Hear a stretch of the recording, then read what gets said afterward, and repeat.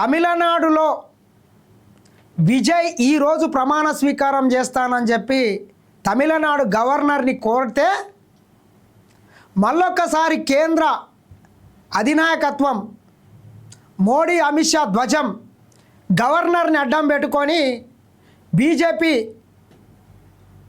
కుట్రలవన్నీ తమిళనాడులో విజయ్ని ముఖ్యమంత్రి కాకుండా అడ్డుకునే ప్రయత్నాలు చేస్తున్నట్లు మనకు స్పష్టంగా కనబడుతున్నది. ఎందుకంటే single largest party Vijay TVK 108 సీట్లు గెలిచింది. అదేవిధంగా కాంగ్రెస్ పార్టీ కూడా మద్దతు ప్రకటించింది. 5 మంది కాంగ్రెస్ పార్టీకి సంబంధించినటువంటి ఎమ్మెల్యేలు కూడా విజయ్ని కలిసి సంపూర్ణమైనటువంటి మద్దతు ప్రకటిస్తామని చెప్పిండ్రు. దాంతో బలము 112కు చేరింది. ఇంకా కావాల్సింది 5 మాత్రమే. చిన్న చితక పార్టీలతో కలిపి నేను ప్రభుత్వం ఏర్పాటు చేస్తా, 2 వారాల టైం ఇవ్వండి, 2 వారాల లోపు బలాన్ని కూడా నిరూపించుకుంటానని చెప్పి గవర్నర్ని కలిస్తే మరి గవర్నర్కు అమిత్ షా ఏం చెప్పిండో మోడీ ఏం చెప్పిండో తెలియదు. కానీ కుట్రలు అని కుతంత్రాలు అన్నీ విజయ్ని ముఖ్యమంత్రిగా కాకుండా చూస్తున్నట్లు మాత్రం మనకు స్పష్టంగా కనబడుతున్నది. ఎందుకంటే మనం గతంలో కూడా చూసినాం, తమిళనాడు రాష్ట్రంలోకి మతతత్వ రాజకీయ నాయకులను అడుగు పెట్టనీయను, మతతత్వ పార్టీలకు ఇక్కడ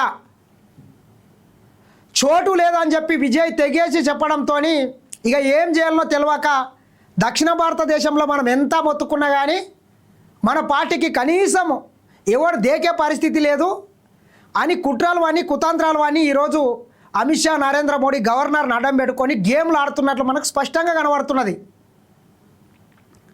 2 వారాల టైమి ప్రభుత్వం ఏర్పాటు చేసిన తర్వాత బలాన్ని నిరూపించుకోకుంటే తర్వాత విషయం. నువ్వు గతంలో కూడా మహారాష్ట్రలో మీకు సంబంధించినటువంటి ప్రభుత్వం మెజార్టీ లేకుండా కానీ అక్కడ ఫడ్నవీసే ప్రభుత్వాన్ని ఏర్పాటు చేసి ముఖ్యమంత్రిగా ప్రమాణ స్వీకారం చేసి తర్వాత బల నిరూపణలో ఆయన తేలిపోవడంతో రాజీనామా కూడా చేసిండు. అంటే మీకు ఒక న్యాయము, ప్రతిపక్షాలకు ఒక న్యాయమా? వీళ్ళ కుట్ర కుతంత్రాలు ఏందా అంటే అంతిమంగా అన్నా డిఎంకేతోని కూడా పొత్తు పెట్టి మరి చిన్న చిన్న పార్టీలు ఉన్నాయి కదా వాటన్నిటిని కలుపుకొని ప్రభుత్వం ఏర్పాటు చేయాలని చెప్పి కుట్రలు అనుతున్నట్లు కూడా మనకు స్పష్టంగా తెలుస్తున్నది. మీరెన్ని కుట్రలు చేసినా కుతంత్రాలు చేసినా తమిళనాడు ప్రజలు చాలా తెలివిగల ప్రజలు, తగిన సమయంలో తగిన బుద్ధి చెప్తారు. ఇకనన్నా మీ బుద్ధి మారితే బాగుంటుంది. చూడొచ్చు మనం ఒకసారి విజయ్కి షాక్. ప్రభుత్వ ఏర్పాటుకు నో చెప్పిన గవర్నర్ ప్రమాణ స్వీకారానికి ముందే మెజార్టీ నిరూపించుకోవాలని మేలిక. ప్రమాణ స్వీకారానికన్నా ముందు మెజార్టీ ఎట్లా నిరూపించుకుంటారు? ప్రమాణ స్వీకారం చేసిన తర్వాత ఫ్లోర్ మీదకి వెళ్ళిన తర్వాత ఎవరి బలం ఏంది బలాబలగాలను అక్కడ అసెంబ్లీలో నిరూపించుకుంటారు. అంత కడుపులమంటే ఏంటికి? అంటే ఏకైక ఉద్దేశం తమిళనాడులో విజయ్ గారితోని కాంగ్రెస్ పార్టీ పొత్తు పెట్టుకున్నది కాబట్టి ఇక కాంగ్రెస్ పార్టీ ప్రాబల్యం పెరుగుతుంది. తమిళనాడులో దాదాపు 40కి పైగా స్థానాలు ఉంటాయి. ఇక మరి ఏం చేయాలనేటటువంటి కుట్రలు అనుతున్నట్లు మనకు స్పష్టంగా కనబడుతున్నది.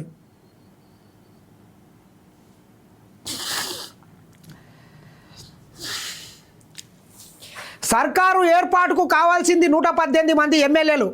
కాంగ్రెస్ సపోర్ట్తో టీవీకేకు ఉన్నది 112 మంది ఎమ్మెల్యేలే. 4 సీట్లు గెలిచిన వామపక్షాలు డిఎంకేతోనే ఉంటామని వెల్లడి. సందిగ్ధంలో సర్కారు ఏర్పాటు, తమిళనాడులో ఊహించని పరిణామాలు. ఏం కాదు, అన్ని సజావుగా ఉంటాయి. ప్రభుత్వం ఏర్పాటు చేస్తే చిన్న చిన్న పార్టీలు కూడా కలిసి రావడానికి సిద్ధంగా ఉన్నాయి. కానీ బీజేపీ వాళ్ళ మెడ మీద కత్తి పెట్టి వాళ్ళను బ్లాక్మెయిల్ చేస్తున్నట్లు బెదిరిస్తున్నట్లు మనకు స్పష్టంగా తెలుస్తున్నది. గవర్నర్ని అడ్డం పెట్టుకొని డ్రామాలు ఆడుతున్నట్లు కూడా తెలుస్తున్నది. ఈ గవర్నర్ వ్యవస్థ అనేటటువంటిది ఈ అమిత్ షా నరేంద్ర మోడీ అధికారంలోకి వచ్చిన తర్వాత కీలుబొమ్మ కింద మారింది. రాజ్యాంగాన్ని రక్షించాల్సినటువంటి పోస్టులో ఉన్నటువంటి వ్యక్తులు కూడా అమిత్ షా నరేంద్ర మోడీ గారి కుట్రలకు కుతంత్రాలకు తలోకి పనిచేయాల్సినటువంటి పరిస్థితులు కూడా కల్పించిండ్రు. ఈరోజు ఇది మంచి పద్ధతి కాదు ప్రజాస్వామ్యానికి. ప్రజలు ఇచ్చినటువంటి తీర్పుని గౌరవించాలి. Single largest party Vijay party కాబట్టి కలుపుకొని పోతే బాగుంటుందని మరొకసారి ఇటువంటి బుద్ధి మానుకుంటే బాగుంటుంది. అది నరేంద్ర మోడీ గారి అమిత్ షాకి మంచి పద్ధతి కాదు.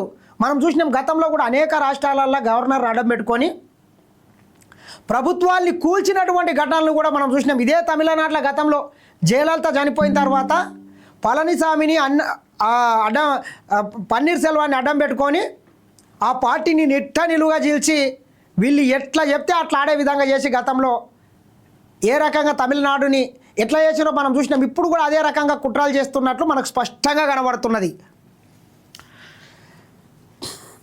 తమ పార్టీకి మద్దతిస్తున్న ఎమ్మెల్యేల లిస్టును గవర్నర్ రాజేంద్ర విశ్వనాథ్కు అందజేస్తున్న TVK chief Vijay.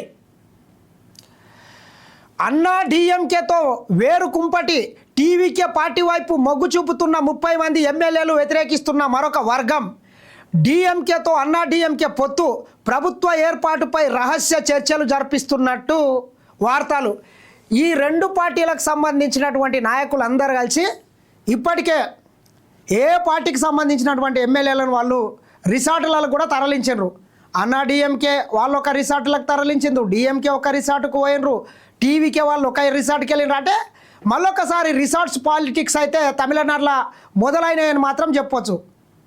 Resort politics మొదలైనాయి అంటే విజయ్ మీద కుట్ర బీజేపీ చేస్తున్నట్లు, గవర్నర్ని అడ్డం పెట్టుకొని చేస్తున్నట్లు మనకు స్పష్టంగా కనబడుతున్నది.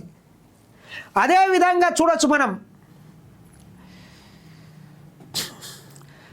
ద్రవిడ పార్టీల ఐక్యత దిశగా వ్యూహాత్మక అడుగులు, మద్దతు సమీకరించుకోలేక విజయ్ సతమతం. 5 సభ్యుల కాంగ్రెస్ ఒక్కటే ఆయన వైపు. ద్రవిడ పార్టీలన్నిటి కలిపి 120 సీట్లు అధికారాన్ని పంచుకోనున్న అన్నా డిఎంకే తొలుత అన్నా డిఎంకే పళనిస్వామికి ఛాన్స్. సంఖ్యాబలం లేదు, విజయ్కి పిలుపు అక్కర్లేదు. గవర్నర్కు రాజ్యాంగ నిపుణుడు బన్సోడే సలహానంట. అవకాశం ఇస్తే ఫిరాయింపుల్ని ప్రోత్సహించినట్లే. నాడు ఎడ్డికి సుప్రీం ఒక్కరోజే గడువు నిపుణులు. డిఎంకే కాంగ్రెస్ కూటమి విచ్ఛిన్నం.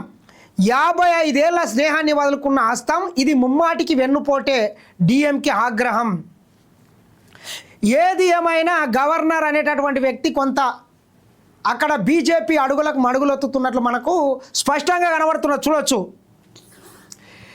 టీవీకే చీఫ్కు గవర్నర్ జలక్. ప్రభుత్వ ఏర్పాటుకు అవసరమైన మెజార్టీ చూపించాలన్న అర్లేకర్ ప్రమాణ స్వీకారంపై రాని స్పష్టత. సుప్రీంకు వెళ్లే యోచనలో విజయ్. అన్నా డిఎంకేలో తప్పని సంక్షోభం.